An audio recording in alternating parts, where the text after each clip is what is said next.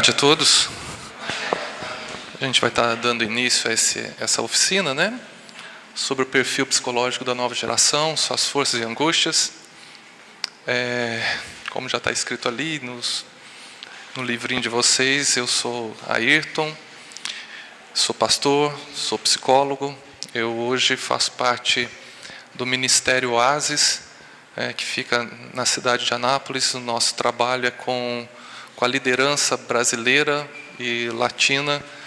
É um centro de aconselhamento cristãos. Então, nós recebemos missionários, pastores e suas famílias, que passam lá por um período de 12 dias de atendimentos por uma equipe de psicólogos e pastores, né?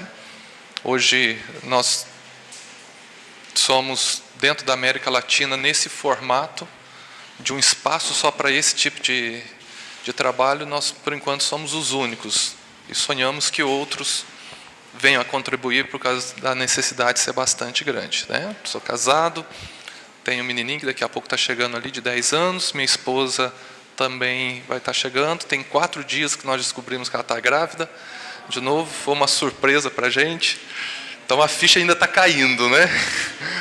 Está caindo, então tenho para entrar na adolescência e uma criança que está para chegar. Cerca de 5, 6 anos atrás, eu faço parte da diretoria do Cuidado Integral do Missionário também, do SIM, né, que é um departamento da MTB, e desde agosto eu também faço parte da diretoria do SIM do Comiban, que é a Cooperação de Missões Ibero-Americanas, né, todos os países da América, mais Portugal e Espanha. Há cerca de 5, 6 anos atrás, nós já estávamos tendo uma preocupação, porque essa história da nova geração já é um assunto não novo, já está se falando, né? Mas nós precisávamos trabalhar com uma questão que se referia aos missionários, a esses que estavam chegando para fazer missões, a essa nova geração dentro do contexto de missões, tá? Não somente na sociedade geral, mas pensando em missões. É óbvio que as pesquisas elas foram sendo traçadas em cima daquilo que a sociedade apresentava. Porque é bom entender que qualquer ser humano convertido, ele vive num sistema social, tá? Ele está um tempo na igreja, mas ele convive com uma realidade social, e isso gera algumas nuances na sua caminhada. E também é importante entender que não é porque ele vive nessa realidade social que ele está fora de projetos de Deus ou que ele está fazendo coisas erradas. Uma coisa é princípios e outra coisa é realidade social que ele vive, né? Então, haja visto que a nova geração, ela é uma das grandes marcas dela, e principal é a tecnologia, tá? E coisa que não era comum das antigas gerações. Então, ela vai tendenciosamente ter esse uso da tecnologia. Mas o que isso pode resultar? Ter a tecnologia não é um problema quando nós falamos em pecado, é como se usa essa tecnologia, que pode atrapalhar ou pode ajudar, tá? A família ela mudou também durante o tempo.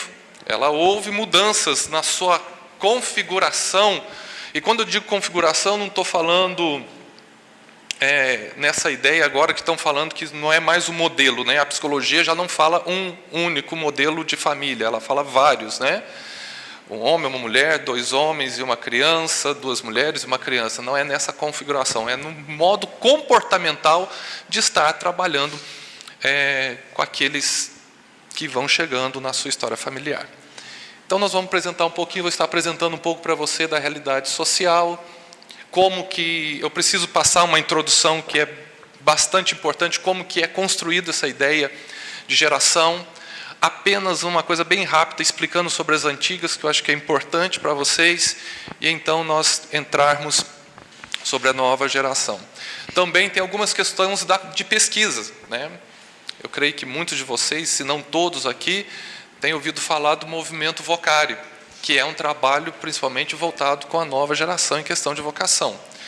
E o Vocário, a MTB, ela tem o departamento de pesquisas, que também tem no Vocário o departamento de pesquisa, porque ali é uma realidade que você pode pesquisar, ter muitos bons resultados do que está acontecendo com a nova geração. Então, algumas coisas eu vou estar trazendo para você, mais selecionadas, de questões de pesquisas que foram sendo contraídas no Vocari, para gerar um pouquinho maior de confiabilidade no que vamos estar falando também.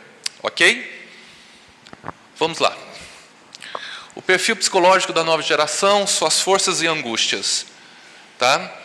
Em primeiro lugar, vamos entender um pouco da história contemporânea, da teoria das gerações. E olha só, hoje nós falamos muito geração fulano de uma época, outro da outra época, mas se você for ver como nasce essa ideia no pensamento social, porque é assim que nasce a ideia de geração, a noção de geração foi desenvolvida em 3 momentos históricos. É ali que começa, que vai tendo força essa ideia de geração, pelo menos contemporaneamente. 1920, no período entre guerras, as bases filosóficas são formuladas em torno da noção de revezamento geracional. Então está se falando de troca de soldados, troca de comandantes dentro do exército, da marinha, da aeronáutica. Então pensa nesse revezamento geracional. Tá? Então está falando dessa troca, mas só está pensando no campo que se refere a exército, marinha, aeronáutica, essa ideia que envolve questão de guerra, de pessoas que vão para a guerra ou não vão. 1960, em uma época de protestos, veio a teoria em torno da noção do problema geracional. Então, primeiro, revezamento geracional, depois se fala bastante do problema geracional, fundamentada sobre a teoria de conflito, tá? Que estava havendo na década de 60 também. Em 90, com a emergência da sociedade em rede, que aí toma essa proporção por causa da tecnologia, tá? Surge uma nova teoria em torno da noção de sobreposição geracional. Terceira teoria que vem vindo, onde se dizia que os jovens são mais habilidosos do que as gerações anteriores e é um centro de inovação para a sociedade. Começa a haver uma ideia de competitividade quando vai falando sobre essa ideia de sobreposição geracional, ou seja, esse tem mais diplomas do que aquele. Tá? Esse está chegando com uma gama de diplomas e está sobrepondo, esse está substituindo aqueles que tinham totalmente uma história. 2007, o famoso Bauman, que eu creio que grande parte de vocês ouviram falar, diz que as fronteiras que separam gerações, e olha, isso daqui é muito importante, não são claramente definidas e não podem ser ignoradas. Então, o que Bauman ele vai trazendo dentro dessa palavra dele? Você não pode ignorar que existe a ideia de gerações. Mas Bauman também ele traz o seguinte, só que nós temos que tomar cuidado que elas não são tão claramente definidas. Não dá para você marcar essa linha de tempo de uma maneira tão exata. Se você for fazer pesquisas sobre gerações e tentar pegar época por época, enquanto as antigas gerações, elas eram marcadas por eventos sociais de grande porte. O fim de uma guerra era o fim de uma geração e o início de uma nova geração. Foi assim que acabam os tradicionais e inicia os baby boomers. Então, existiam alguns eventos que marcavam. Com a era da tecnologia, a coisa tomou uma outra proporção. Então, se você procurar em qualquer lugar, você vai ver pessoas que falam de gerações, vai falar da Y começando em 1980, outro vai falar Y começando em 1984, e vai haver esse certo conflito. É onde Bauman está trazendo isso. Ele vai trazendo também esse assunto nas fronteiras que separam as gerações, ou seja, qual que é essa marcação de tempo? Principalmente com a tecnologia. Qual é o fator tecnológico que finaliza uma geração e inicia uma nova geração? Tá? Então ele vai trazendo essa ideia. No mesmo ano, o francês Michel Maffesoli aborda o princípio da hospitalidade para as gerações viverem juntas e que a ideia de competição entre as gerações contamina o corpo social que acaba sendo afetado. 90 fala sobre isso, a sobreposição, e agora ele vai trazendo essa outra perspectiva. E ele vai falando o seguinte, quando nós pensamos em geração, nós precisamos pensar nesse assunto aqui, hospitalidade. O que ele está querendo dizer é o seguinte: precisamos pensar em como fazer esse grupo de várias gerações, e eu vou estar falando mais na frente ali, porque nós nunca tivemos na sociedade tantas gerações vivendo dentro do mesmo ambiente como nós estamos tendo agora. Nunca houve na história, porque o tempo diminuiu. A gente não tem as datas exatas onde finaliza uma e inicia outra, mas a gente sabe que pensamentos diferentes, maneiras de viver diferentes estão vivendo no ambiente cada vez com um número maior, né? E isso tem levado à necessidade desse assunto que o Michel trouxe, hospitalidade. Como vivermos em hospitalidade, respeitando o espaço do outro, puxando o que o outro tem para nos ensinar, convivendo com o outro, contribuindo com o outro, como esse diálogo pode acontecer entre gerações antigas e novas gerações. Tá? Vamos lá. Depois, além desse fator histórico, tem os conceitos de geração no pensamento sociológico. Então, tem algumas visões. A positivista de Auguste Comte, que defende a objetividade do ritmo. Sendo assim, calcula uma geração por outra a cada 30 anos, baseado no tempo médio necessário para uma substituição na vida pública. Há um tempo atrás, dizia-se que uma geração realmente era em 25 a 30 anos, mas não baseada nessa ideia da vida pública, mas era baseado num tempo onde o filho iria sair da sua casa, um tempo médio máximo que ele poderia ficar dentro da sua casa e sair da sua casa para dar seguimento à sua própria vida.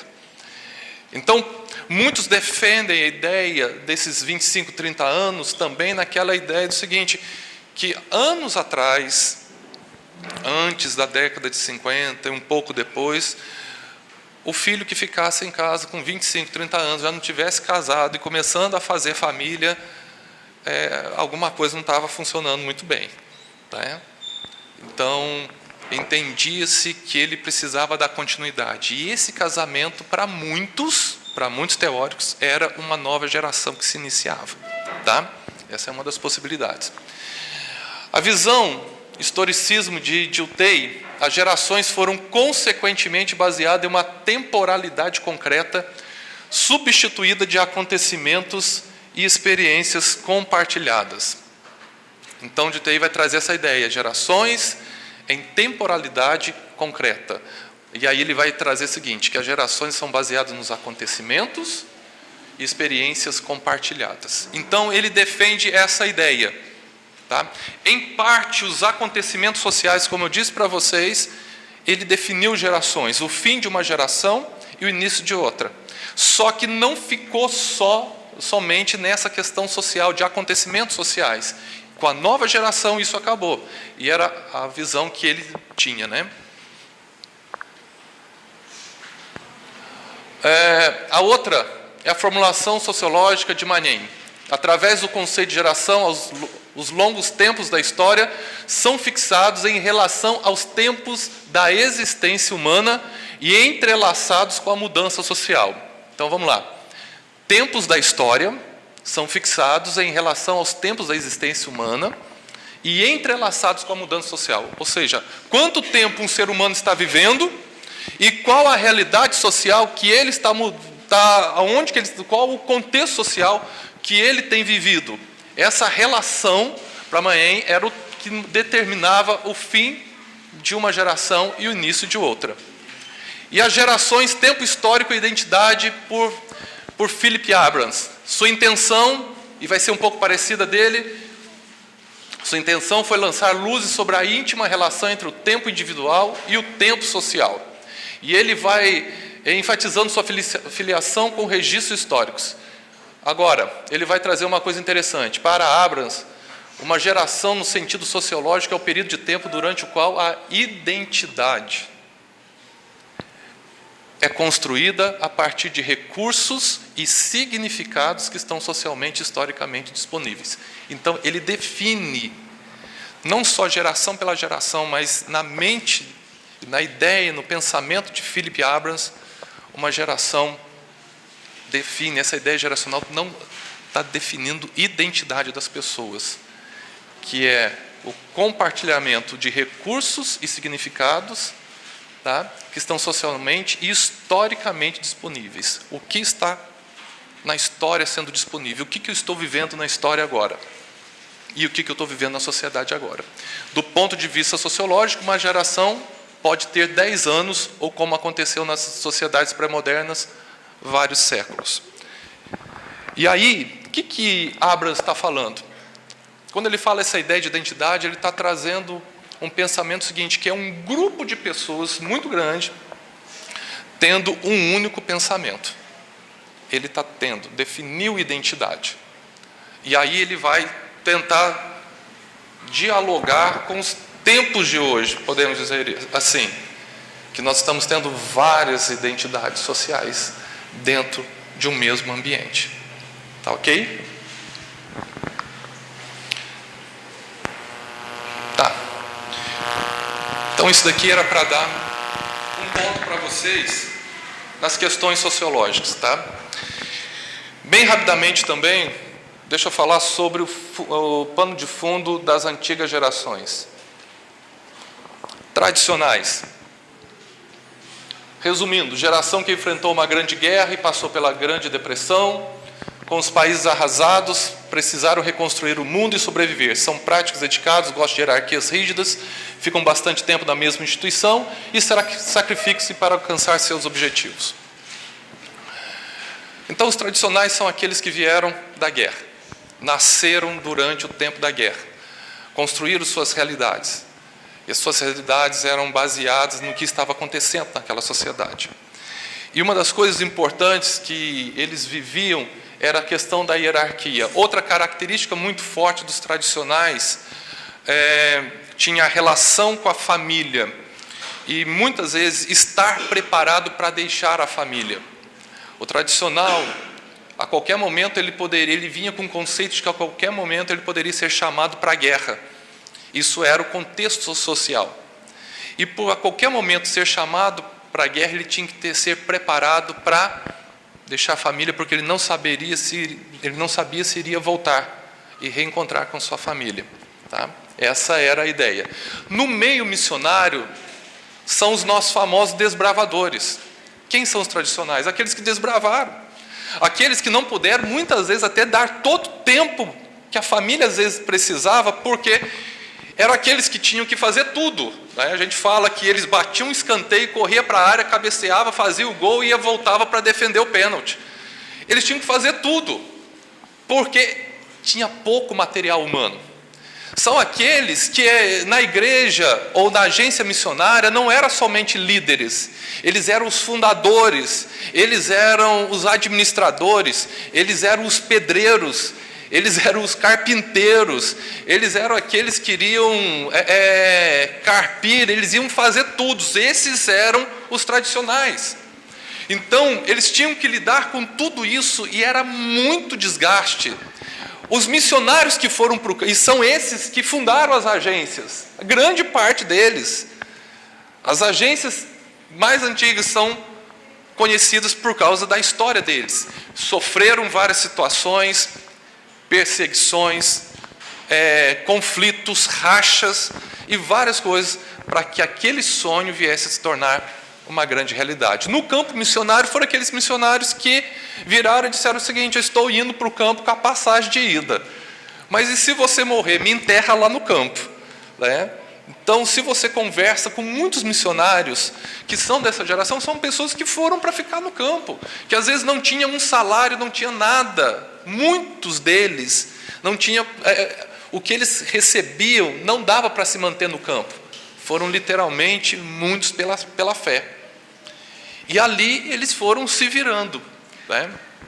Passaram por guerras em tantos lugares, viveram situações de muita dificuldade, mas marcaram história.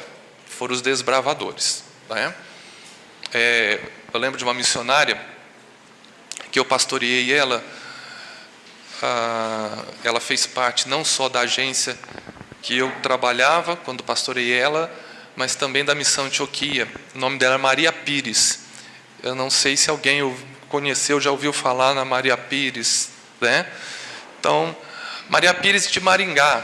Maria Pires fez história em missões na Angola, né? Marcou, foram mais de 20 anos como missionária, tanto em Portugal, mas a grande maioria em Angola. E ela passou pela guerra também.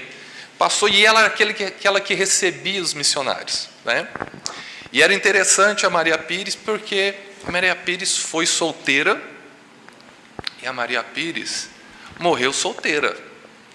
E até os últimos dias da vida dela, Maria Pires deixava bem claro: eu ainda vou casar. Né? Eu ainda vou casar. Então, era uma característica daquele missionário de abandonar, muitas vezes, alguns sonhos, inclusive particulares, em prol da obra missionária. Essa era a Maria Pires, né? Eu lembro que uma oração que ela fez, ela dizia o seguinte, ela falou o seguinte: eu já falei para Jesus quando ela estava com câncer, né? Eu já falei para Jesus que se Ele me levar, Ele que vai ter prejuízo, né? Porque depois que ela voltou da Angola, se não me falha a memória, em 4 anos ou 5 anos, foi isso, pastor Cláudio? 5 anos ela levantou 6 igrejas, então, no sertão nordestino. Então ela falou o seguinte: ele que está perdendo, porque eu vou fundar mais. Essas eram as ideias de Maria Pires, mas que marcou história. É um exemplo de missionário tradicional. Com o fim da guerra, vêm os baby boomers. Então, um novo evento social. E esse evento social, o que acontece? Acaba a guerra, os soldados estão voltando para as suas cidades, para os seus devidos países, e nesse reencontro que eles vão tendo com família e outros sem as suas esposas, há um boom de crianças, né? E houve um crescimento infantil muito grande, por isso os baby boomers. E com isso também, essa nova geração que vai chegando, que são essas crianças, os filhos da guerra, né? Os filhos do pós-guerra, nasce uma geração conhecida como geração paz e amor, né? Tão conhecida da sociedade. Eu não quero mais a guerra, eu não quero mais a luta, eu não quero isso, eu não quero aquilo, né? Agora eu quero amor. E vem a geração hippie. No Brasil também, socialmente, ele vai viver uma época que o povo chamava de tropicaliente, e tantos outros eventos sociais vão acontecer na sociedade, como o Woodstock e tantas outras coisas. No nosso meio, chegam os baby boomers, que agora são os filhos do pós-guerra, né? Já não conheceram o mundo destruído e mais otimistas, puderam pensar em valores pessoais e na boa educação dos filhos, porque agora os baby boomers, eles não querem mais ser fruto daquela situação que a guerra provocou. Eu estou preocupado com a educação, eu estou preocupado com o crescimento dos filhos. E agora essa nova geração também, que é depois de 45, eles também começam a ter essa característica no meio missionário.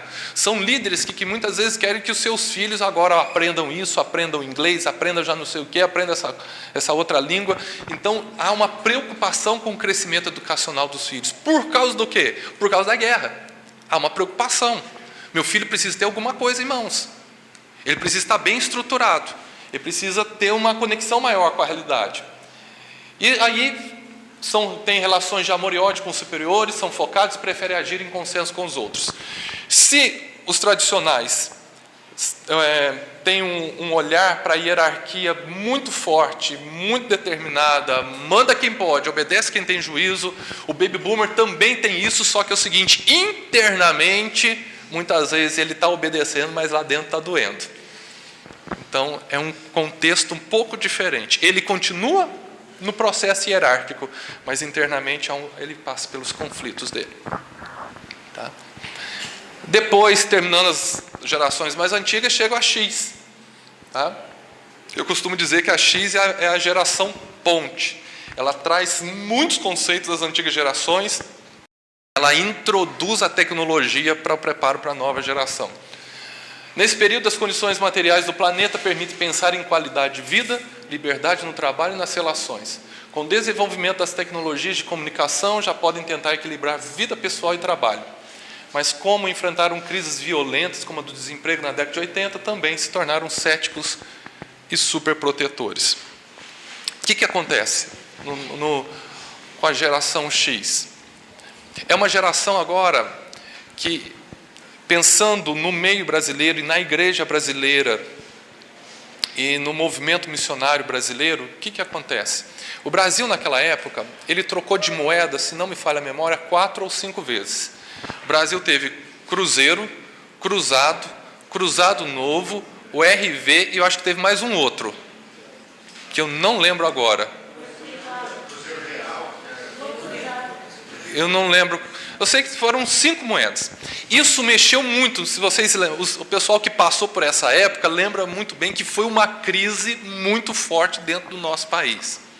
Essa crise também atingiu a igreja. Ela veio para dentro da igreja da mesma maneira que nós estamos vendo a realidade. Muitos pastores têm falado isso. Olha, caiu os dízimos, caiu as ofertas no meio dessa crise que nós estamos vivendo. O pessoal está tendo que ter essa questão de se segurar melhor. E o Brasil estava passando por isso. Ao mesmo tempo, qual que era a realidade da sociedade? Além dessa crise financeira, havia uma outra realidade. Em 80 começa o assunto da AIDS, se vocês lembrarem, começa a tomar uma forma muito forte. Né? O povo vai, a partir de quem? Da mídia. Você vai ver pessoas conhecidas na sociedade como Fred Mercury, Cazuza vão morrer, e aí, o que era a AIDS para o pessoal dessa geração, da geração X? Era a doença que matava, e que entendia-se que se você tocasse no aidete, o que acontecia com você? Você contraía a AIDS. Que pelo suor, você poderia contrair a AIDS. Então tinha toda essa insegurança que eles estavam vivenciando. Tanto é que a maior preocupação no campo sexual naquela época não era a gravidez. A maior preocupação estava no campo das doenças, seja de AIDS, seja cancro, seja gonorreia, seja sífilis. Então se pensava em não contrair alguma enfermidade. No meio missionário, por causa dessa crise político-financeira que o país está passando, o missionário da geração X, ele começa a ter alguns comportamentos seguintes: eu preciso construir um pouco de estabilidade para poder lidar com a crise. Lembra que eu falei do missionário tradicional? Me manda para o campo. Às vezes é o seguinte: você não tem muito dinheiro, pela fé as coisas vão acontecer. O X agora está preocupado, porque ele está vendo esse processo acontecendo na sociedade. Está ali na cara dele. Não tem mais a guerra para despertar. A guerra não tem já não acontece para tirar o foco dele. Agora a visão dele é outra. Eu preciso construir estabilidade. E aí essa pessoa no nosso meio vai sendo o X, é aquela pessoa que quer subir um degrau de cada vez. Ele gosta de hierarquia, ele gosta de respeitar uma hierarquia, ele quer ser respeitado naquilo que ele conquistou. Esse é o X. Então, ele vai tendo esse olhar mais profundo, mais detalhado para a questão de cuidar, de se preparar para a crise. Tá? A tecnologia se tornou a marca do tempo para finalizar e iniciar uma nova geração. E como eu disse para vocês, baseado até também naquilo que Bauman traz, não dá, só tem uma expectativa, mas não dá para você definir datas exatas. Tá? Antes, os eventos sociais de grande relevância determinavam o fim e o início de uma nova geração. Hoje se fala de uma nova geração a cada 10 anos. Isso é uma ideia média. Tá ok? Isso significa que as pessoas com pensamentos de gerações diferentes estarão convivendo no mesmo ambiente como nunca houve na história da humanidade. Né? Se a gente for pegar a Bíblia, a gente vai ver que pessoas tinham o mesmo pensamento com muitos anos de vida, de distância entre uma idade e a outra. E aí? Nova geração, quem são eles? E eu tenho que pensar naqueles que estão chegando em missões, porque já tem outras, né? Já falam que depois da Z começa pelo alfa, já começaram um novo alfabeto aí.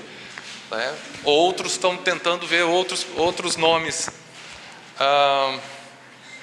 Agora eu me esqueci, mas começa a se falar, mas quando nós falamos, melhor dizendo, sobre a nova geração em missões, essas duas que dá para a gente falar, a Y e a Z.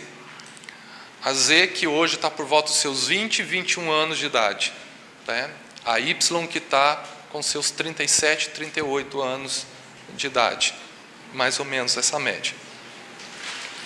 Então, como que é? Resumindo o Y. Com o mundo relativamente estável, passou a crise.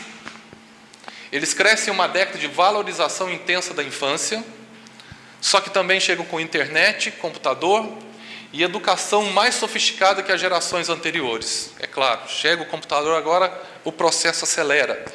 Ganham autoestima e não se sujeitam às atividades que não fazem sentido a longo prazo. E aí é interessante, porque a partir da nova geração,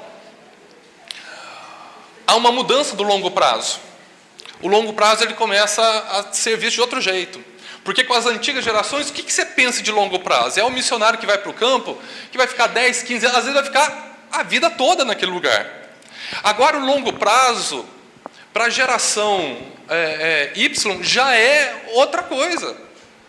5 anos já é considerado, o Felipe está aí no fundo, aí, a gente estava vendo, estou até com os inscritos aqui, a gente está sendo uma média das pesquisas do Vocari, de que um longo prazo para a nova geração, 5 anos já é considerado longo prazo, mas não significa o prazo definitivo da carreira. Uma coisa é carreira missionária, outra coisa é longo prazo no determinado campo.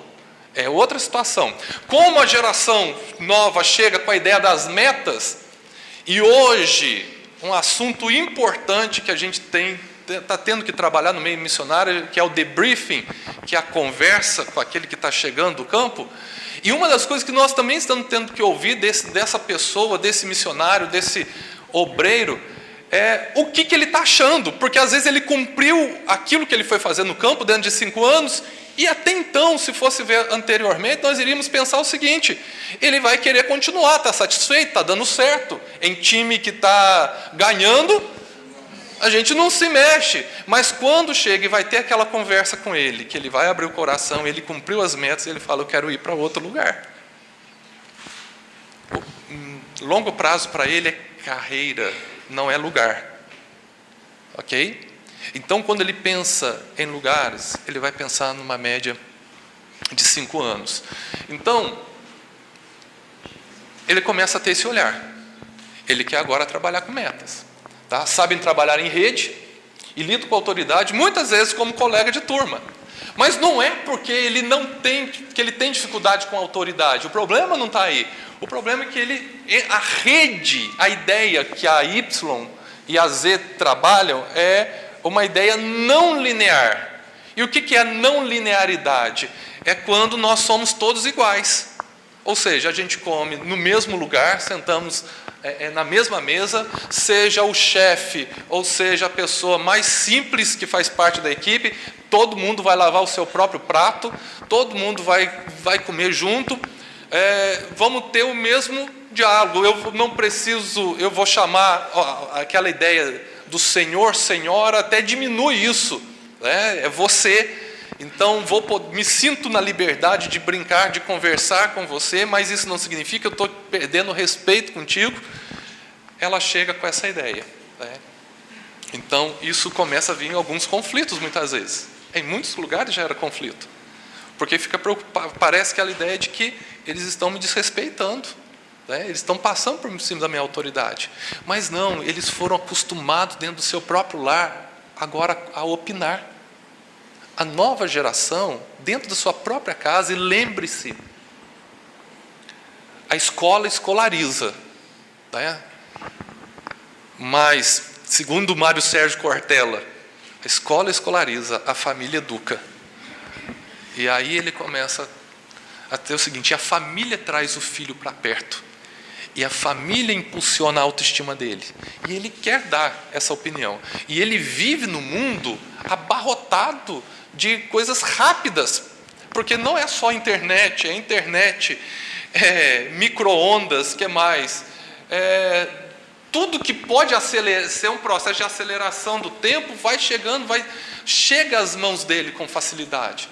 E juntamente com isso, passa a haver uma dificuldade com situações um pouco mais demoradas, com os processos mais demorados. Então, eles querem ver as coisas acontecendo rápido. Se você for ver antigamente, é o seguinte, eu tenho que montar uma pesquisa, eu sou da época da datilografia. Eu não sei quantos aqui fizeram curso de datilografia além de mim.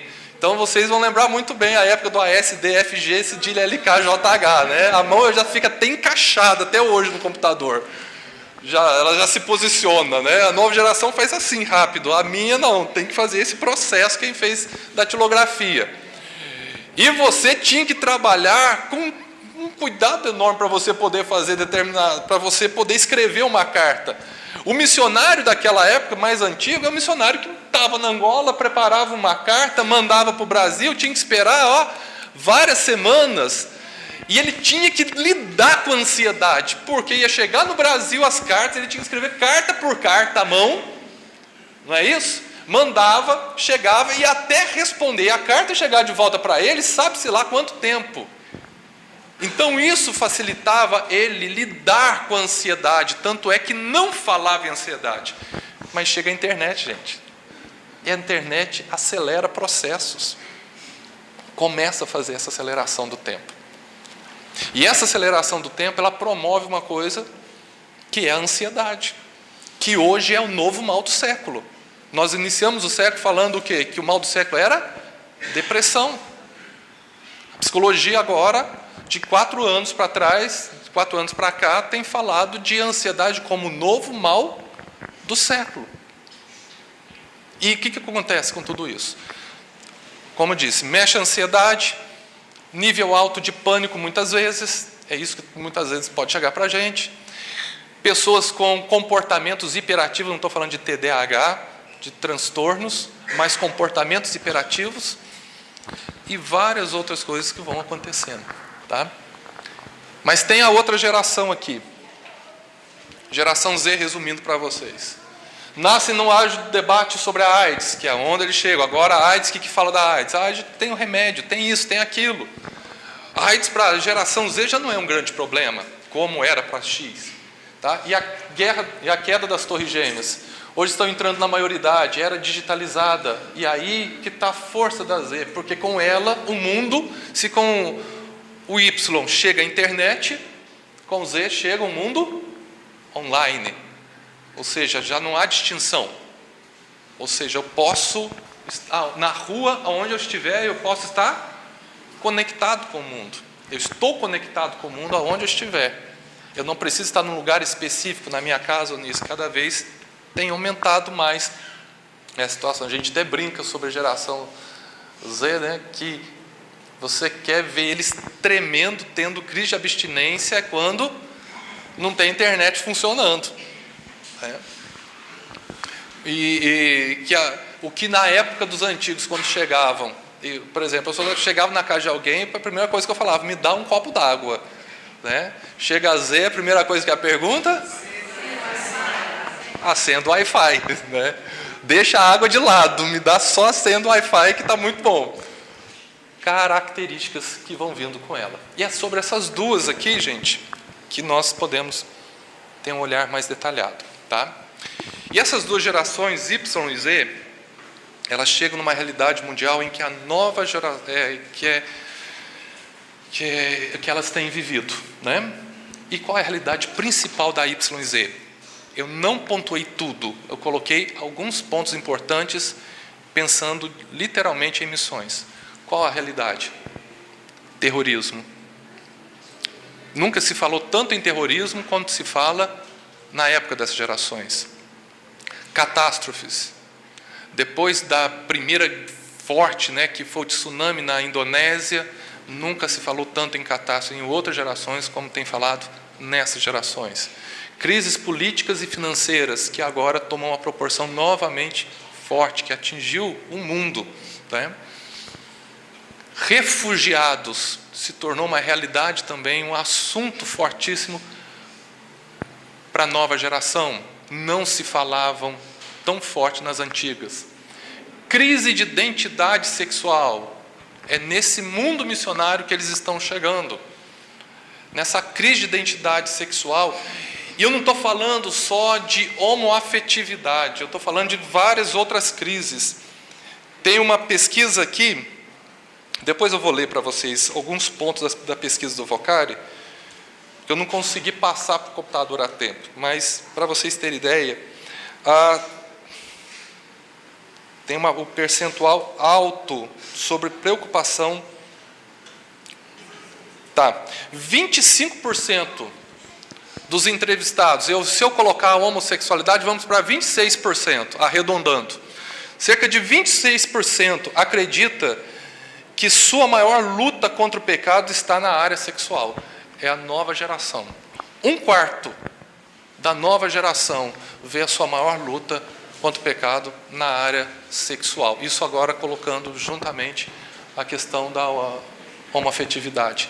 Crise espiritual, que se tornou muito forte também. Tá?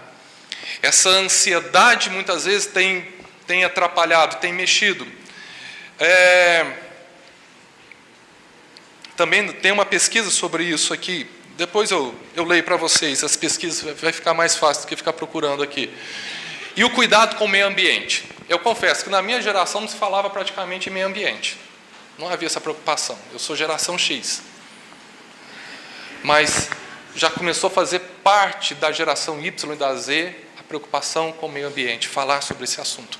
Teríamos outros? Teríamos. Mas quando eu penso em missões, esses são os pontos que têm tomado uma força, os assuntos que têm mexido com eles. Características comportamentais da nova geração. Tá? A nova geração não vê as relações em nível hierárquico. Ela chega com a ideia de linearidade, ou melhor, de não linearidade. É uma geração que respeita, entenda bem isso, mas não cede suas ideias tão facilmente. Ela necessita ser convencida das suas ideias. Tá? Agora, o que acontece?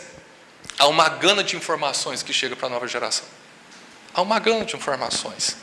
E o que muitas vezes dificulta ela é o quê? É fazer o filtro das informações que estão chegando a ela. Porque o Google, ele promove informação de tudo quanto é jeito. Ela dá informação, seja informação boa, mas também o Google promove informações que não são confiáveis. E muitas vezes ela vai pegando, e ela não sabe como gerenciar essas informações. E muitas vezes as ideias que ela pode ter em determinados momentos, pode não ser a realidade. Mas como ela leu, como ela aprendeu, ela entendeu aquilo dali naquelas informações, ela não passou por um crivo para ver até onde aquela informação ela é correta, ela muitas vezes se perde. Sua expectativa em relação aos líderes é de oportunidade de aprendizado. E quem que é o líder para ela? Um facilitador de algo prático e chances de melhorar o que faz.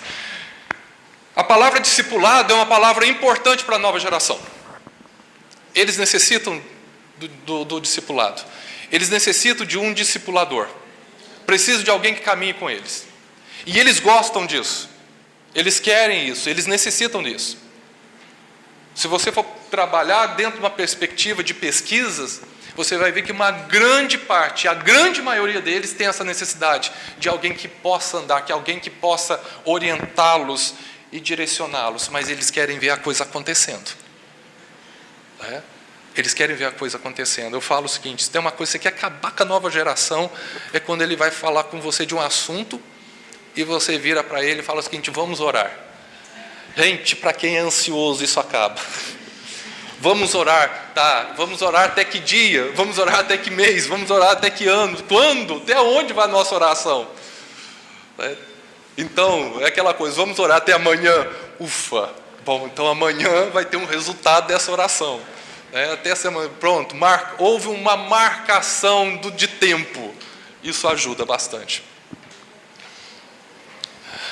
Angústias da nova geração. Algumas que eu defini. Escolhas. Fica inseguro quando precisa fazer escolhas. Essa geração sempre foi estimulada a vencer e ser vitoriosa.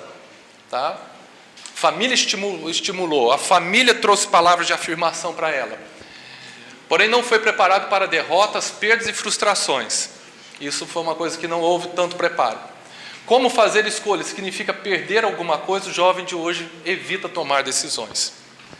E na vida ministerial, gente, vai haver aquelas situações onde você precisa fazer escolhas. Você vai vivenciar isso. Escolhas não tem jeito. Só que muitas vezes para a nova geração escolher uma coisa significa o quê? Perder a outra. E será que eu estou perdendo o que deveria perder ou era o outro que eu deveria perder? Então isso confunde, esse assumir o risco, sabe? Que muitas vezes, muitos aqui já fizeram, eu já fiz, eu preciso assumir o risco. Eu preciso fazer uma escolha, eu vou orar a Deus, e mesmo Deus falando, eu preciso ter um passo. Porque uma coisa é eu falar e Deus me orientar, outra coisa é eu mexer as pernas e caminhar com aquilo. E esse ato de mexer é assumir um risco. Tá? Oi. Ah, tá, ok. Melhorou? Qualquer coisa você faz assim com a mão. Tá bom? Foco. A quantidade de possibilidades e estímulos sedutores que o jovem encontra atualmente faz com que ele adote um comportamento superficial diante de todas as coisas. Sem foco, sua trajetória segue um ritmo mais lento, inclusive para as próprias expectativas. Ou seja, é tanta coisa aparecendo na frente dele que muitas vezes ele corre o risco de não estar inteiro para uma, ou inteiro para duas coisas. Tá? Às vezes ele vai fazendo várias e ele perde o foco do que ele precisa fazer.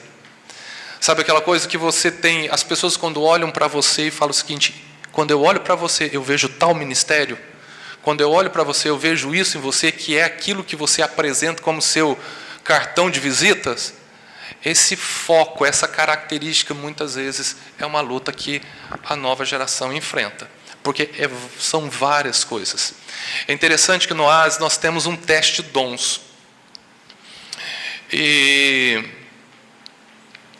muitas vezes, e nós aplicamos esse teste de dons em várias agências para os candidatos da nova geração que estão se preparando para a obra missionária.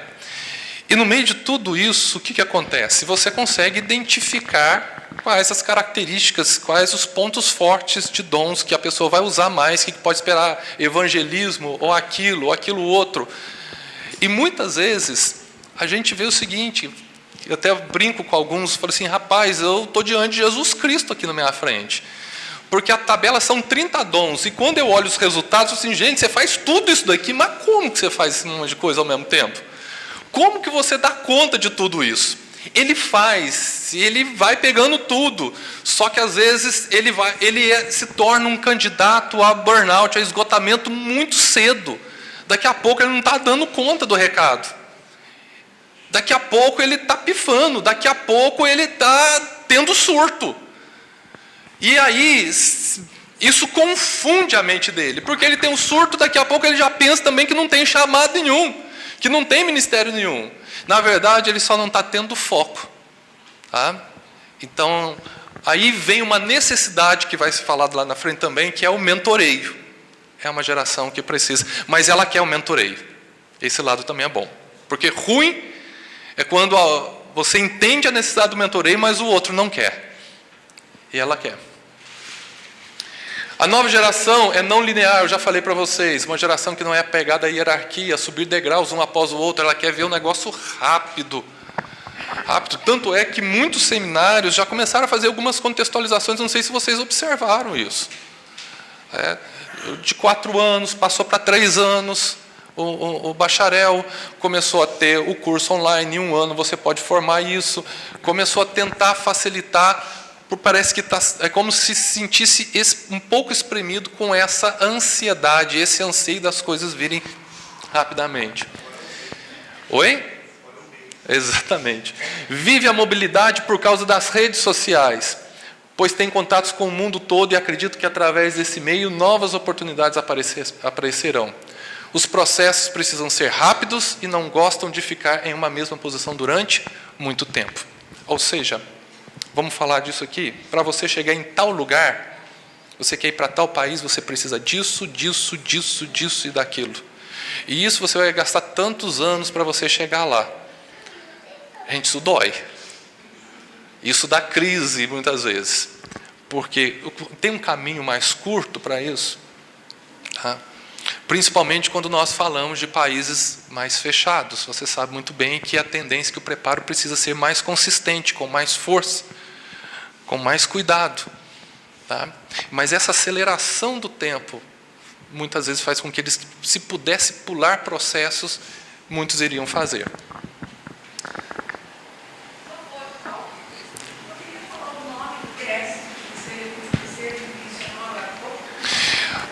Um teste de dons, ele é americano, que o Oasis tem, tá? Mas ele não tem o nome, não. Porque o Oasis ele foi fundado por um americano, que é o Bill, e ele trouxe de lá. Fracas relações interpessoais. Sim, a internet ela gera muitas vezes isso. O que são fracas relações interpessoais? Não significa que não tem relações interpessoais, mas que muitas vezes elas são limitadas, tá? Menos tato, né? Mais online. Candidatos, muitas vezes, à depressão, isso é um fato, por causa da ansiedade. A ausência da paciência, por causa da ansiedade. Por causa da tecnologia e aceleração do tempo, a nova geração se tornou extremamente ansiosa, que eu disse para vocês o novo mal do século. Suas angústias são maiores, pois o ministério nem sempre acompanha o relógio da sociedade. É aqui que nós precisamos entender. Tá? A sociedade, ela apresenta, ela libera a aceleração do tempo, ok? Se você pensa dentro da sociedade, a sociedade abre as portas para a aceleração do tempo. Mas quando nós olhamos para questões bíblicas, para questões cristãs, e até um processo de maturação cristã para o Evangelho, não existe essa aceleração do tempo. O tempo ele é o mesmo de geração para geração. Ele é único. Eu preciso me converter, eu preciso ter tanto tempo para isso, eu preciso estar perto de alguém, eu preciso ir crescendo. E não dá para forçar, pular algumas etapas em relação a tudo isso. Se eu quero ir para o campo, é importante que eu tenha um bom preparo, e para ter um bom preparo eu preciso de tanto tempo. Dependendo do lugar que eu vou, eu preciso de um preparo especial para aquele lugar que eu vou. Preciso de uma língua. Dependendo do lugar, eu preciso ir aprender inglês para depois ir para aquele outro país para aprender a outra língua deles. Então, o exemplo é a própria China. Né? Para chegar na China, primeiro, eu preciso do inglês para chegar lá e aí começar a trabalhar o mandarim, porque vai vir via o inglês. Então, não tem como. Tá? Isso gera desgaste quando necessita se esperar e passar por etapas e que eu chamo de etapas inegociáveis para o bom exercer do ministério. Para vocês terem ideia, o Oasis ele tem uma característica dentro disso. Como eu disse para vocês, o Oasis, nós temos 13 anos de existência e é o Centro de Aconselhamento Cristão. Então, é um grupo que é formado por psicólogos, pastores, com formação também na área de aconselhamento cristão, que trabalha com pastores e missionários. Mas o Oasis, ele não trabalha simplesmente com a ideia de ter o diploma. Você tem o diploma, ok, você já está na equipe Oasis para fazer os atendimentos. O Oasis, ele trabalha o seguinte, por exemplo, para eu poder ter ido, eu precisava de pelo menos 10 anos de experiência ministerial no campo, como pastor, como missionário. Ou seja, tudo isso fazia parte da minha história para poder fazer parte do Oasis. Por quê? Essa vivência ela é importante na hora dos atendimentos. De que quando é um pastor que está sendo atendido por mim, ele sabe que eu também pastoreei, que eu também cuidei de gente, que eu passei pelas mesmas dores que ele, ou pelo menos alguma coisa parecida, e que vai haver uma facilidade de empatia. Quando vai falar de missões, que eu tenho uma noção do que é ter vivido um choque cultural, não só teoricamente, mas de vivência. Só que essas coisas, gente, nós não construímos do dia para a noite. Vivência você não constrói em um mês. Você precisa de tempo. Vocês estão entendendo? Então existem processos, principalmente em muitos lugares, que são inegociáveis para o bom exercer do ministério. Porque não é só o diploma, mas a experiência ela precisa ter. Ela é necessária. Esse casamento de um conhecimento teórico bem fundamentado, que nos ajuda, que nem o nosso caso. Todo psicólogo precisa ter teologia.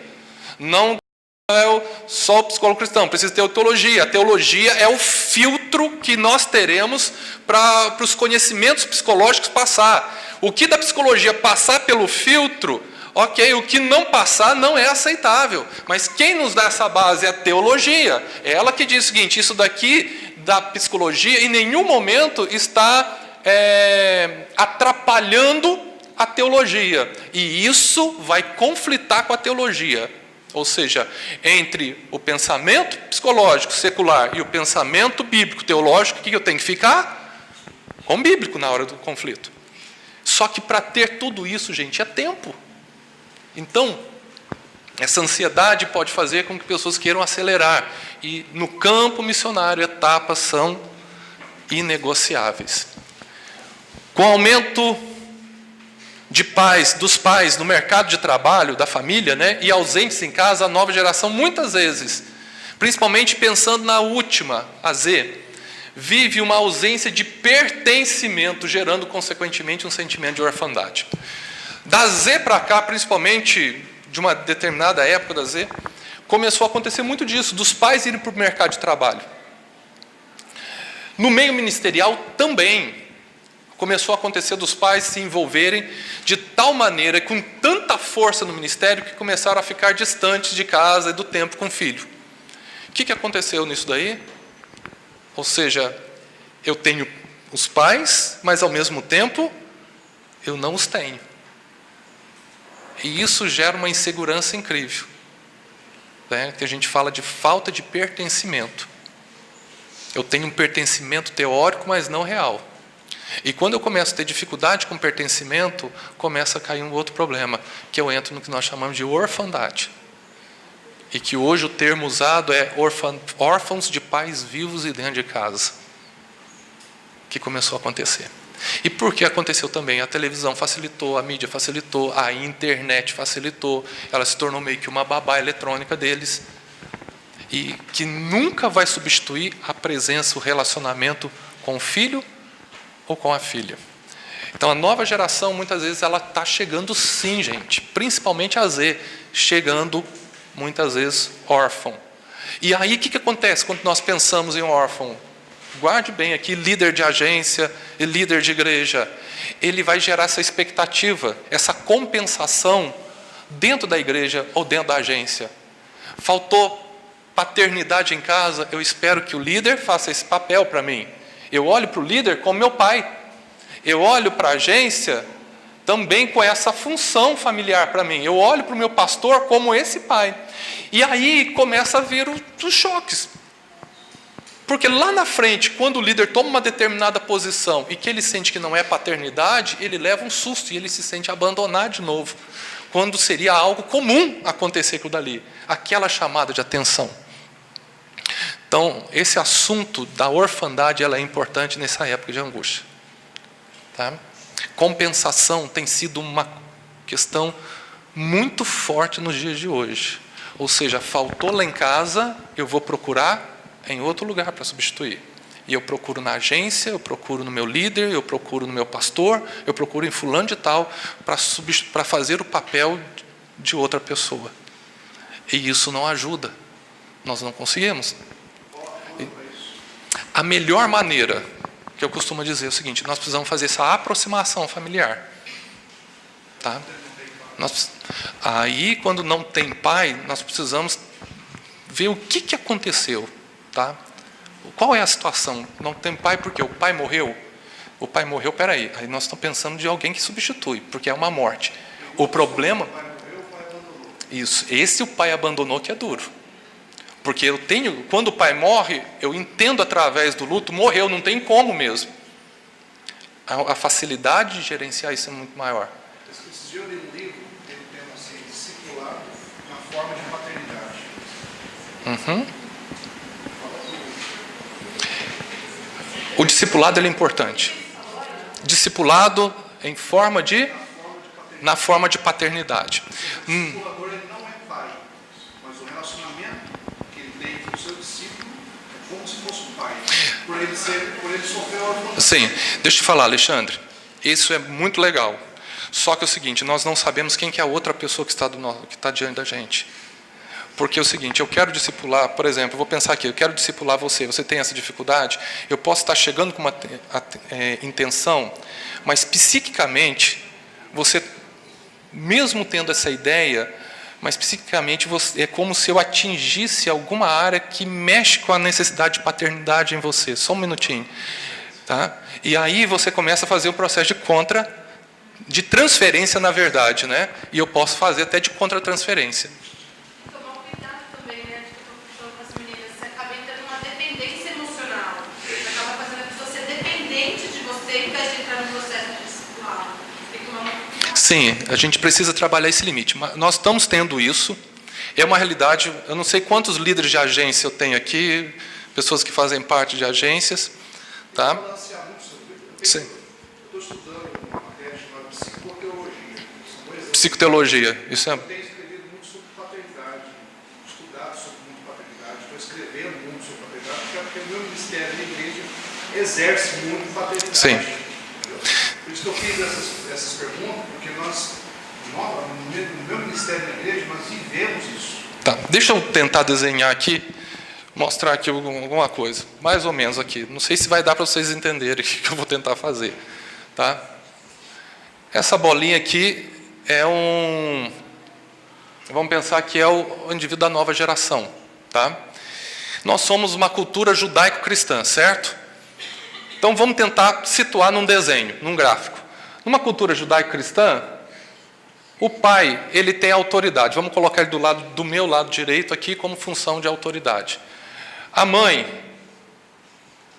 do lado esquerdo, como apoio. Tá? Na nossa cultura é isso, certo?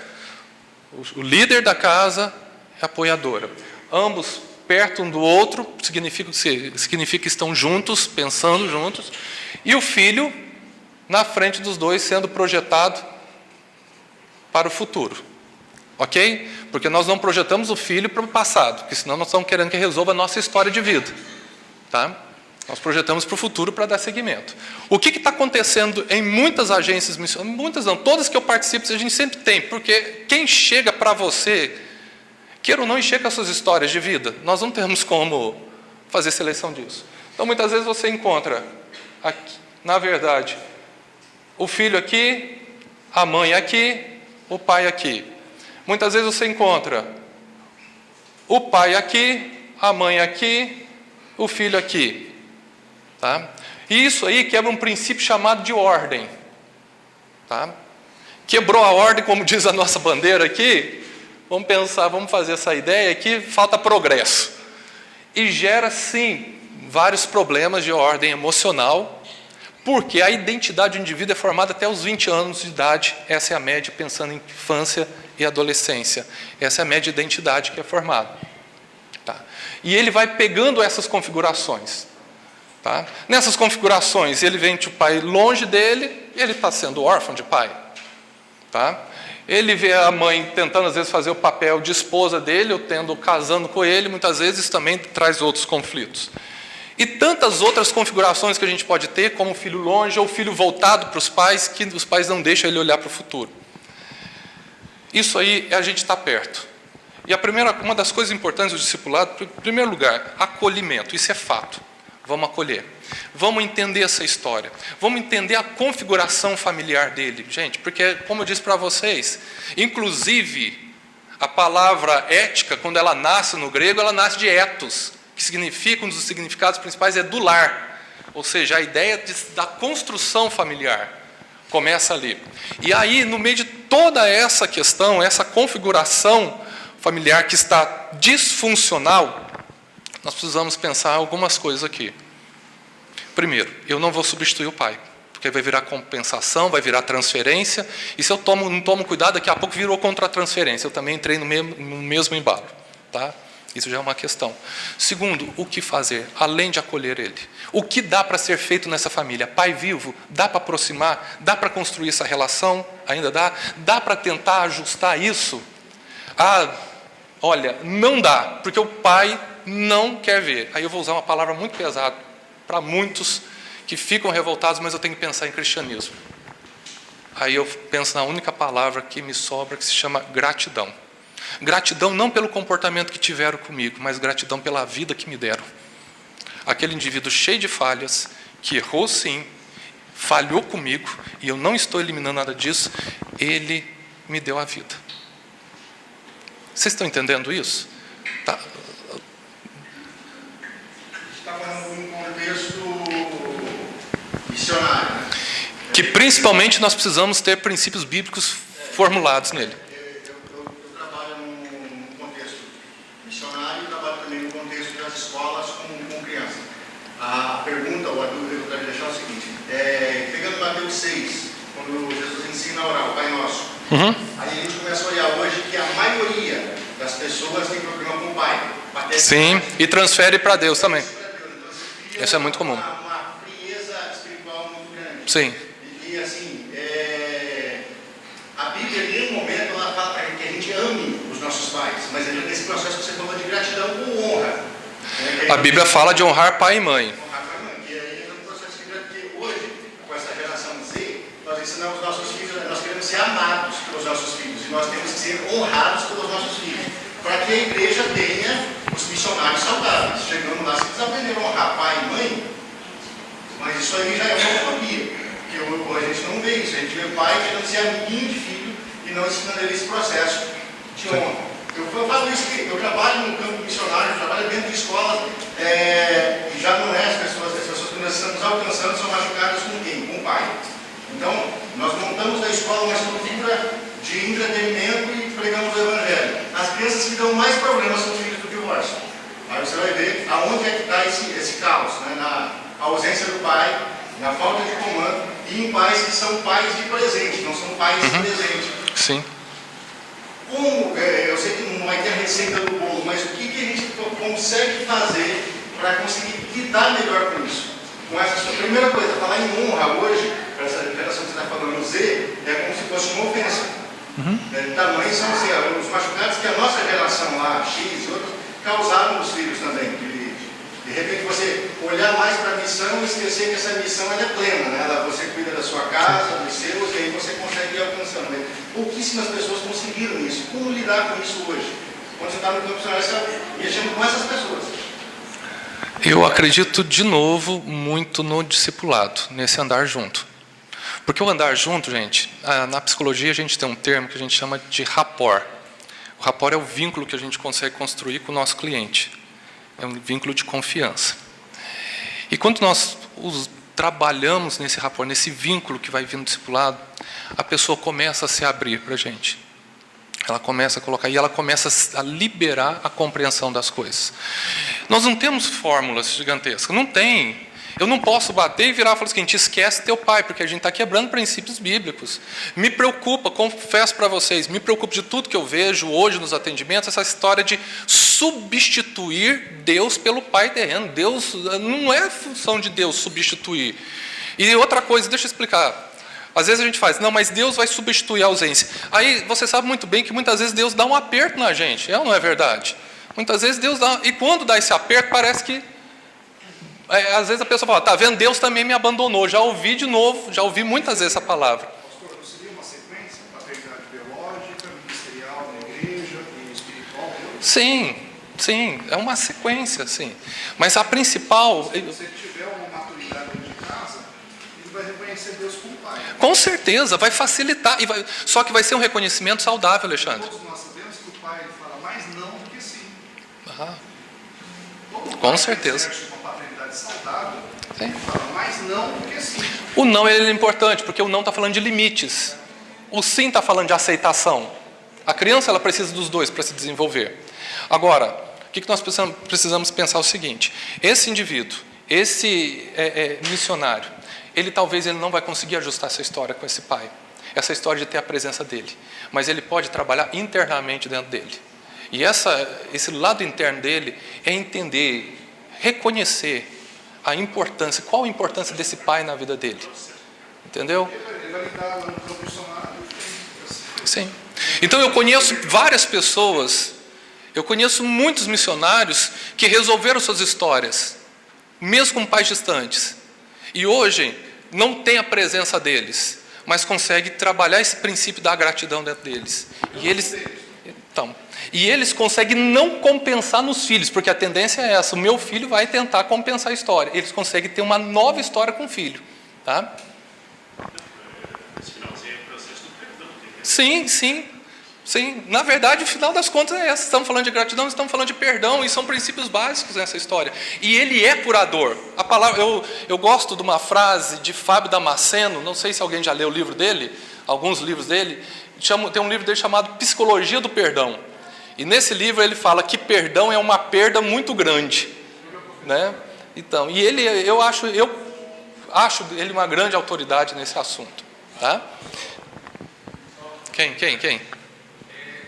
trabalho há 12 anos na área central e eu recebi um jovem chinês-americano que foi passar 8 meses, 23 anos ele tem. Ele foi com o objetivo de aprender a língua, ter um contato cultural, uma possibilidade no futuro e trabalhar como missionário. E tem 48 anos e eu recebi lá, tem todo o suporte. Ele participava das reuniões com o nosso time, com 6 nacionalidades diferentes, e ele tinha toda semana a nossa reunião, mais ou menos 15 dias eu chamava ele para tomar um café, preparei bem toda a oportunidade de aprender língua, abrir contato.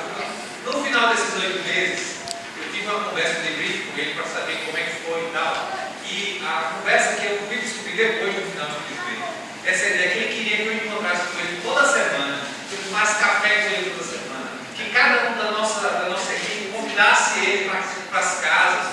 Então, essa ideia de uma extensão de uma família, de um pai, faltou. Então, eu aprendi a lição, antes de receber um jovem de 23 dessa área, a gente precisa ter muita questão da comunicação, quais são as expectativas. Isso é importante. Poder saber o que é que eles estão esperando, poder trabalhar. E colocar para ele o que você também, na sua geração. sim, e um tempo depois você tem que fazer de novo essa pergunta. Porque no primeiro momento ele pode ficar tranquilo com as expectativas, mas um tempo depois do que ele está recebendo, ele pode mudar as expectativas. Toda hora você precisa fazer essa avaliação. Ok. Então, gente, deixa eu acelerar que eu tenho 15 minutos com vocês aqui. As forças da nova geração. Energia. Elevado estoque de força e habilidade que, se bem direcionados, promove um grande desenvolvimento através das experiências. Muita energia. Ousadia. Possui questionamentos que podem quebrar paradigmas e promover transformações nas instituições que necessitam de inovações. A única coisa que a gente tem que pensar nessa ousadia é o seguinte: é que nós, o pessoal mais experiente, é o filtro, porque a ideia está borbulhando na mente desse pessoal. É uma fonte de energia inesgotável praticamente. Tá? 10 minutos, Jesus. Tá? Não deixa ela entrar de novo aqui não, viu? Alguém segura essa porta aí. Tá? Então, uma mente inesgotável de energia, esse jovem da nova geração. Só que é o seguinte, às vezes ele precisa que a gente seja o filtro para ele. Explique, olha, aqui não dá, aqui dá muito bom. Aqui precisa haver modular, mas ele precisa ter essa liberdade para poder liberar suas ideias. Tá? Curiosidade, explora o novo sem receios em um mundo cada vez mais dependente de tecnologia. Tornou-se comum ver jovens alcançando grande intimidade com os novos equipamentos e novos processos. Ok. Aqui vem uma questão: instantaneidade, velocidade e senso de urgência. Eu ouvi numa conferência sobre uma pessoa falando sobre geração Z, uma conferência inclusive nos Estados Unidos, Mental Health and Missions, e eu estava ouvindo sobre geração sanduíche, que agora é um novo assunto. Não sei se vocês já ouviram falar sobre a geração sanduíche. É um novo momento que está vindo. São os missionários que têm filhos e que precisam cuidar dos seus pais no seu país natal. Ou seja, ele está no meio, está sendo prensado. Cuido do meu filho, volto para o meu país para cuidar dos meus pais. O que eu faço? Largo o ministério. Essa é a geração sanduíche. E ele falando, teve um momento que ele falou da geração Z, e ele trouxe a seguinte situação: que a geração Z, ela chega com essa necessidade, muitas vezes, de ir para os lugares que ninguém ainda foi pregar o Evangelho. Que ela está chegando, muitas vezes, já com esse pensamento: aonde que não foi pregado o Evangelho? Me manda para lá. aquela ideia de ouvir demais a igreja falando do evangelho ser pregado nos 4 cantos da terra, sabe essa frase que nós ouvimos muito? Então, aonde que é a urgência? Então, vamos resolver logo isso. O que nós podemos fazer? Tá? Dar e receber feedback é uma necessidade da nova geração. Ela necessita de troca. Compreensão. A nova geração está acostumada a fazer várias coisas ao mesmo tempo. Precisamos compreender eles e filtrar. Eu tinha uma secretária, quando estava na agência missionária da minha denominação, era uma menina que trabalhava, eu coordenava a parte de cuidado missionário, e a gente tinha um centro de oração, e eu tinha uma menina geração YZ. E quando eu entrava na sala, eu lembro direito, e ela cuidava de um centro de oração que funcionava 24 horas. Então, toda hora tinha que ter gente orando. Ela tinha que encontrar pessoas para fazer funcionar, baseado na visão dos moravianos, né? Então, ela tinha que fazer aquilo ali funcionar. E muitas vezes eu entrava no escritório, ela estava escutando música, conversando na internet, fazendo alguma outra coisa, e eu falei, meu Deus do céu, essa menina não está trabalhando. Só que enquanto ela trabalhou com a gente, ela nunca deixou a peteca cair. Ela sempre fez essas 24 horas funcionar muito bem. Tá? Ou seja, muitas vezes precisamos entender. E aí a melhor maneira é o quê? Queira ou não, as metas elas entram em ação. Né? Eu preciso disso até tal hora. Da maneira que se você vai deixar para fazer por último, vai iniciar fazendo, não vai ser no meio, você constrói. Dá essa liberdade, isso é bom para eles. Interagir, uma liberdade com limites, né? Interagir a nova geração com as demais gerações, isso é importante. A nova geração não tem a experiência dos antigos, e esse casamento precisa acontecer, isso é muito saudável. Tá? Metas e processos. A nova geração funciona por pequenas metas, onde o retorno será mais rápido. Lembre-se, ela precisa sentir as coisas funcionando rapidamente, ter o resultado. Agente passivo. Para a nova geração, não participar das experiências práticas é ser agente passivo, e isso os incomoda. Ela quer poder estar falando, ela quer poder estar junto. Promover autonomia. Para a nova geração, prazer e trabalho caminham juntos. Então, ela não trabalha só pela função. Um ou outro, gente. Não é a realidade, é a raridade. Um ou outro trabalha pela função. A maioria precisa o quê? Sentir, não, eu estou fazendo o que eu gosto. Eu estou na área que eu gosto. Tá? Usando as metas, podemos contribuir para que essa autonomia seja saudável. O que eles precisam saber? Saber lidar com o fracasso, ser mais aliançados com as instituições, isso eu acho que é uma luta nossa importante, tá? Criar essa fidelidade com a instituição, aprender a fazer concessões, ou seja, não é toda a vontade deles, eles precisam aprender a fazer concessões, buscar mentoreamento dos mais experientes, entender que as instituições funcionam hierarquicamente, essa é a realidade nossa de Brasil, e entender que paciência não é lerdeza. Paciência é a capacidade de deixar maturar os processos. Precisa entender isso, e não pular etapas. Entender a importância das demais gerações no trabalho em equipe. Ser mais relacional, definição de foco e persistir quando o trabalho não for prazeroso. E quais, deixa eu ver, acho que esse aqui é o último. É isso mesmo. Característica daquele que lidera a nova geração? Alguns. Eu coloquei alguns como principais. Participativo, dá e ouve feedback, reconhece quando erra, guarda muito bem isso daqui. Isso, para a nova geração, tem um valor gigantesco, gente. Reconhecer quando erra. Você não perde autoridade com eles por causa disso. Propicia desafios, eles gostam. Discipulador, que nós falamos. Eu sei que isso vem de casa, mas está sobrando muitas vezes para a gente. E a gente vai ter que saber lidar com isso. Educador. E honestidade e integridade. Eu preciso terminar para vocês só lendo alguns resultados da pesquisa. Para você ter ideia, nova geração, pesquisa de Vocari, tá? Sobre vocação. 40% já tiveram desejo de desistir do ministério. Ou seja, o que faz desistir tanto? 68% desejam trabalhar e servir no campo, no ministério, junto com outro trabalho. Tá? não é viver inteiramente para o ministério. 63% dos entrevistados sente apoio do pastor. 80% sente o apoio da família. 61% vê a igreja como influência para descobrimento da sua própria vocação. Isso significa que a igreja ainda está sendo uma fonte importantíssima de que muitos encontrem vocação, entendam o chamado deles. E uma boa parte também através dos congressos. Não é que a gente vai viver de congresso, mas eles ainda continuam tendo uma importância.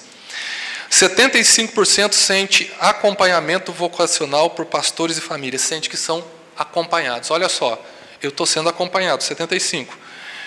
23% diz que não tem nenhum tipo de acompanhamento. Entenderam o chamado, mas ninguém acompanha eles. Na crise espiritual, 41% diz que lê a Bíblia todos os dias. Na caminhada cristã, 56% acredita que passa por assuntos e áreas da vida que não tem a quem pedir ajuda. Isso é um número preocupante. 56%. Tem conflitos internos, mas não tem a pessoa que eles possam falar e desabafar. Eles não estão conseguindo ver, pelo menos. Tá? 95% tem alguém como referencial cristão. Isso é muito importante. Quem serão os referenciais? 90% vê o pastor como referencial cristão. 74% acha que tem uma boa base cristã na família. Isso é um número bom. Mas 40% acha que há momentos que segue o seu próprio desejo nas escolhas, que não buscam a Deus, que vão pela sua própria vontade. 25% acreditam que sua maior luta contra o pecado está na área sexual. Sobre hierarquia nas instituições, olha como que eles veem hierarquia. 40% vê como necessária e participante. Tá? 34% entende elas necessárias, porém não vê essa hierarquia participante. 26% desnecessária. Características principais de um líder para a nova geração. 54% vê um líder que tem que ter paixão por aquilo que faz, é o que mexe com eles. 54% também como alguém discipulador. 51% como participativo. 49% como alguém que reconhece quando erra. 48% integridade. 45% ficam perdidos quando estão diante de muitos projetos. Nós falamos aqui questão do foco. 31% não gosta de estar no mesmo ambiente por muito tempo. A ideia do longo prazo. E 78% veem o longo prazo como até 5 anos. Isso é um pouco da pesquisa que o Vocari trouxe. Então, eu acho que são 2.277 pessoas entrevistadas. Então, o IBGE, para fazer o Brasil todo, define 3.000 para uma população de 200 milhões. Né? O Vocari com 2.277 para 20 milhões. Vamos pensar mais ou menos isso. Ok? Gente, nós estamos com o tempo encerrado. Qualquer coisa, se alguém tiver uma pergunta, pode fazer no final aqui comigo. Muito obrigado pela participação de vocês e até a próxima.